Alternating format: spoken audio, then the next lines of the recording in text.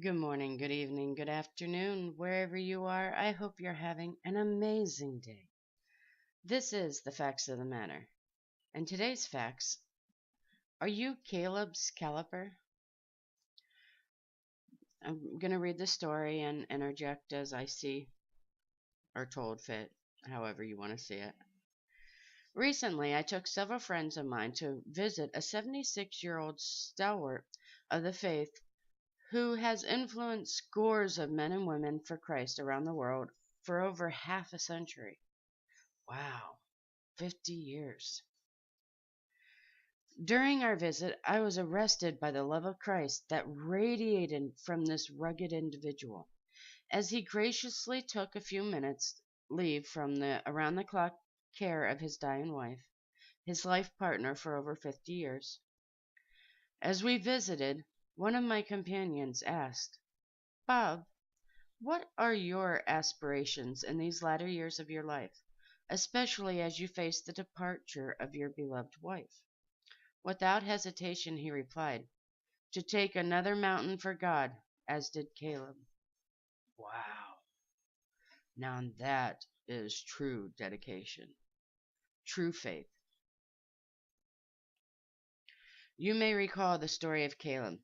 After Israel's trek across the desert from Egypt to Jordan, God commissioned Moses to send 12 spies into the promised land, only to have 10 return in fear and disbelief, and two exception, of course, were Caleb and Joshua, who urged Moses to take the land. Joshua chapter 13, verse 30. And their coast was from Mahanaim, all Bashan, all the kingdom of Og king of Bashan, and all the towns of Jer, which are in Bashan, 80 cities. 45 years later, Israel had still failed to acquire possession of the land promised to them by God. Caleb, who by now was 80 years of age, rises to the challenge. Joshua chapter 14, verses 10, 11, and 12.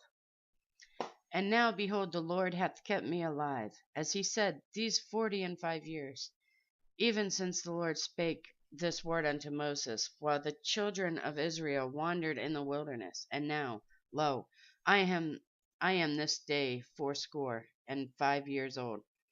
As yet I am as strong this day as I was in the day that Moses sent me, as my strength was then.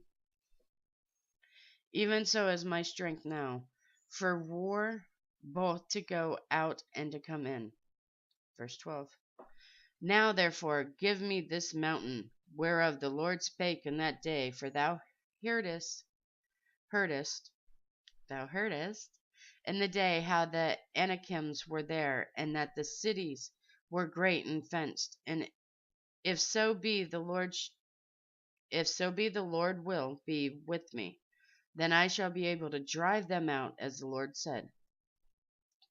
So the question is, are you Caleb's caliber, like my friend Bob, who is in his old age still chooses to believe God for new mountains to conquer?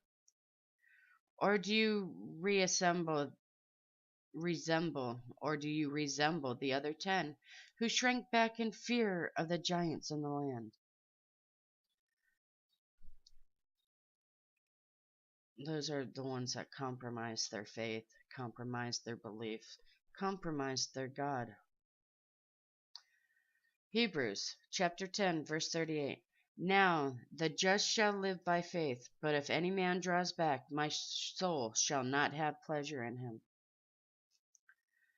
And believe me, God gets very unhappy when you don't do what he requires you to do, or when you just throw him away, even for just a minute. He's very dishappy, very displeased with you.